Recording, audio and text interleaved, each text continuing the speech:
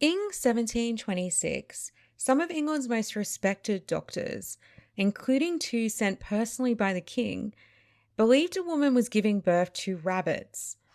Though it just seems like an odd story from history, Mary Toft's fraud was most likely a lot more complicated and sadder. Mary Toft was born Mary Devanir into poverty, likely in early 1703, in Godalming, Surrey. She couldn't read, couldn't write, and by the time she was in her early 20s, she was married to a local clothier named Joshua Toft, working the fields to get by. One physician who later examined her described her as very stupid and sullen, which becomes a little bit ironic later on. The story goes that a pregnant Mary was working the fields with two friends who were also pregnant on the 23rd of April, 1726, when they noticed a rabbit hopping nearby. Hungry and too impoverished to usually afford meat of any kind, they chased the bunny, but it managed to escape. Afterwards, they claimed to experience vivid dreams and intense cravings for rabbit meat. In August, Mary suffered a miscarriage, but oddly still appeared to be pregnant and was producing breast milk. In September, attended by her neighbour and her mother-in-law, who, alongside with the rest of the Toff family, stood to gain from a well-executed fraud, Mary gave birth to something resembling pig intestines.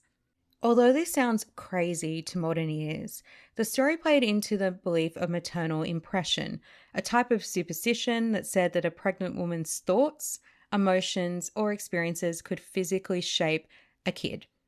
Usually, the consequences were said to be quite tame.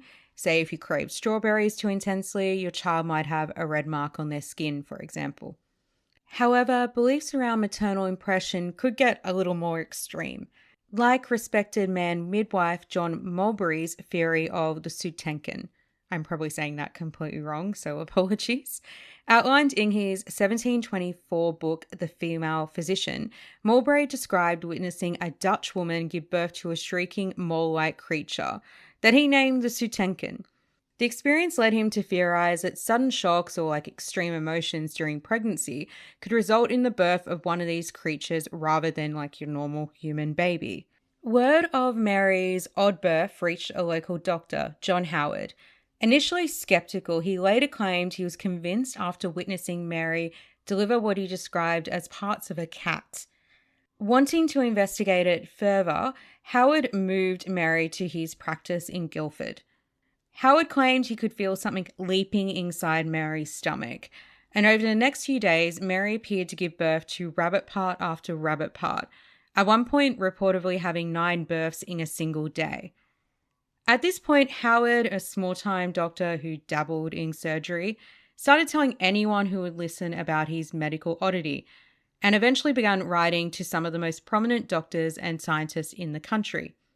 Either because he fully believed Mary or he was in on the whole hoax. We really can't be sure.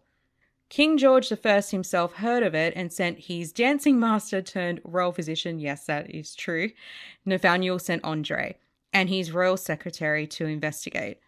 St. Andre examined Mary, witnessed several rabbit births, and declared them entirely genuine. He even reported hearing the rabbits leaping inside her, despite the fact that post-birth investigations had already suggested the parts likely didn't develop inside Mary. Yeah, big surprise with that one. Whether he actually believed that women could give birth to dead animal parts or the whole hoax, just like Howard, is still up for debate. But in December, he did decide to write a pamphlet about the case, which in hindsight was a very stupid idea and career killing. King George himself, however, was not convinced and sent another surgeon, Cyrus Alice, sorry, I do not know German and I likely really butchered that, to have a look. He witnessed more animal births, but came away deeply skeptical, like you'd expect any normal doctor to do. He noted that Mary was laughing during labour and kept her knees pressed together as if she was afraid something might escape. He also noted that the rabbit droppings found inside her contained hay and corn, which are two things not known to be produced by the human body last time I checked. He sent word back to the king reporting that the whole thing was a hoax made up by Mary and Howard. Pre-warning, this is where the story stops being funny entirely.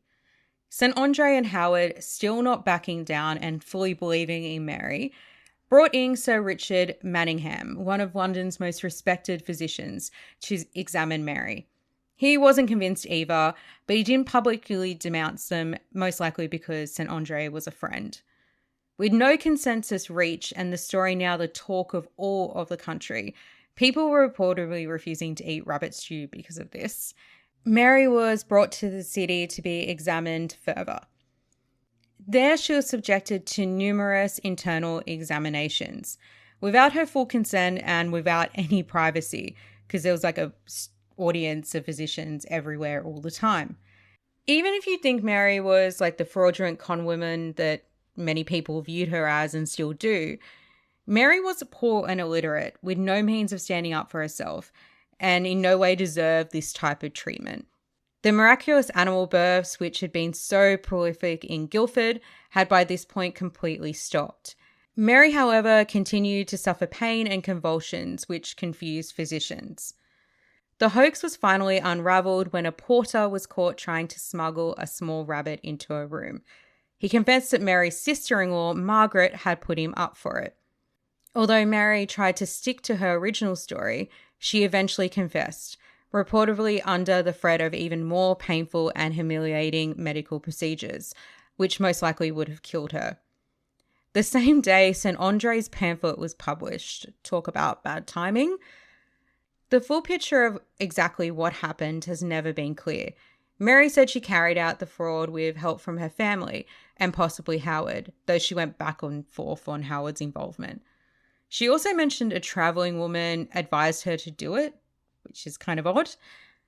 At the end of the day, we don't know exactly who orchestrated it, how much Mary was a willing ringleader versus a desperate woman pushed into a dangerous and painful hoax, who actually stood to benefit. What we do know is this: Mary made no money from any of this, but she was also one of the only people truly punished. Sure, Howard got a fine, but he was able to return home and continue his practice. And St. Andre did eventually fall on hard times after continuing to believe in Mary, but that seems kind of like an own goal from publishing that pamphlet, to be honest. It was Mary who was imprisoned for 2 months and became a national joke. There was even a satirical pamphlet, Much Ado About Nothing, or The Rabbit Woman's Confession, that mocked her class, her intelligence, and implied she was sexually promiscuous. People were quick to turn on a woman they believed mere weeks ago out of sheer embarrassment.